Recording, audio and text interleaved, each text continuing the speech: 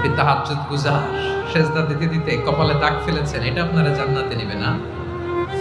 আপনি এলাকার সবচেয়ে বড় হাতেম তাই দানশীল, এই দানের ভরসায় বসে আছেন। কুশ্চিন কালো আমাদের নামাজ, আমাদের রোজা, আমাদের ইবাদত, এগুলোকে মিজানের পাল্লায় উঠালে কোনো ওজনই হবে না।